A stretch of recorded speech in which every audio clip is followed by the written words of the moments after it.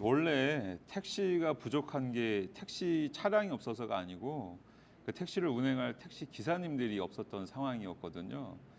근데 이제 부재 해제로 공급만 늘어나다 보니까 아직까지 기사는 없고 차량은 늘어나고 하니까 기사님들은 법인 택시 기사님들은 지금 수입이 줄었다고 어렵다고 하시더라고요. 더욱이 서울시의 경우 내년 2월부터는 기본 요금을 3,800원에서 4,800원으로 인상해서 부재 해제 이후 줄어든 택시기사 수입을 보전해 주기로 했습니다. 하지만 경기도는 그렇지 않습니다. 경기도 택시 기본 요금은 2019년 초 기존 3,000원에서 3,800원으로 올린 이후 요지부동입니다.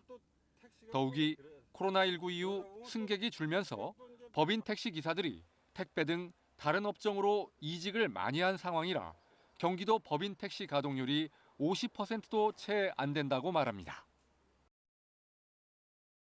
일단 기사님들이 돌아올 수 있도록 지금 뭐 사실 택시 요금이 배달료보다 싸거든요. 저희는 3,800원인데 지금 음식 배달 시키면 눈 오면 또 할증이 붙더라고요. 비 오고 하면. 그러면 4,000원 정도인데 저희는 그거보다 낮은 운임 때문에 배달 업종으로 이직을 많이 하셨어요, 지금. 그것 때문에 기사님들이 없으신 건데 그런 분들을 다시 유인하기 위해서는 뭐 요금 현실화 가장 제일 절실하고요.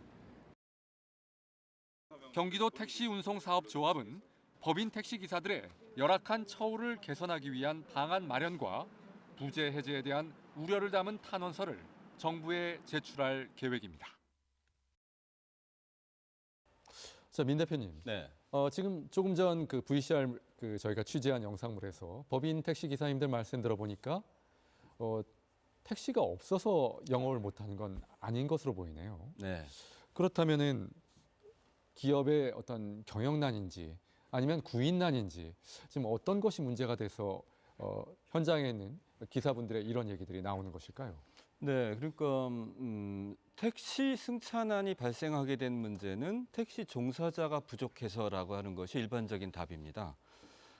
그래서 실제로는 종사자가 부족하다 보니까 차고지의 운유 차량이 그대로 일을 나가지 않고 그냥 방치돼 있는 이런 상황이 있습니다. 그러니까 추가의 자동차를 택시를 더 공급한다기보다는 이미 공급된 자동차가 가동되지 않고 있는 문제가 있는 것입니다. 이 점을 먼저 해결해야 된다 이렇게 생각을 하고 있습니다. 그러니까 지금 경기도의 택시를 보면은 대략 한 37,800대 정도가 있다고 그러는데요. 법인 택시가 한 15,600대, 그다음에 개인 택시가 27,200대, 한 이 정도 있다고 그럽니다. 그런 상태인데 사실은 개인 택시의 경우에는 차량 한 대당 그 차주가 한 명이면 되지요. 그렇지 않습니까? 그런데 법인 택시의 경우에는 일일 2교대를 전제로 하면 차량 한 대당 2.5명 정도가 필요합니다. 휴일도 있어야 되니까. 그런데 지금 실제로는 지난 한 12년 동안에 법인 택시 운전기사가 한 6천여 명이 줄었어요. 경기도에서만. 이렇게 되다 보니까 실제로 차량 한 대당 운전자가 1.1명밖에 안 됩니다. 거의 1인 차량 한 대당 운전기사가 한 명밖에 없다시피 이렇게 되어 있습니다. 이렇게 되면은 일일 2교대제가 점점 줄어드는 측면도 있고 또 차량이 그 정도가 만약 일일 2교대를 여전히 운영을 한다고 한다면 절반밖에 운영을 못하게 되는 이런 상황이 발생을 해가지고 법인 택시에서 가동률이 매우 저하되고 또 운유 차량이 많이 발생해서 실제로 이 일을 하지 않는 차량, 그다음에 종사자가 지금 부족해가지고 택시가 지금 길로 나오지 못하는 그런 상황이 있다고 볼 수가 있습니다. 김 의원님, 지금 민 대표님 말씀대로 이렇게 법인 택시 기사분들이 급감을 하는 상황이라면 택시 회사 입장에서는 어떻게 보면 줄어든 운행 인력에 맞춰서 적게 운영하기보다는 어떻게든지 운행 시간을 각 개인당 운행 시간을 늘려서 기업의 특성상 택시의 운행 횟수와 시간을 유지하려고 하는 데 따른 어떤 문제들이 발생할 수도 있지 않을까 싶어 보이거든요. 이 문제 어떻게 보십니까? 뭐 안전 문제가 기본적으로 그 운전 시간이 길어지면 안전 문제가 발생하는 건 당연한 문제고요.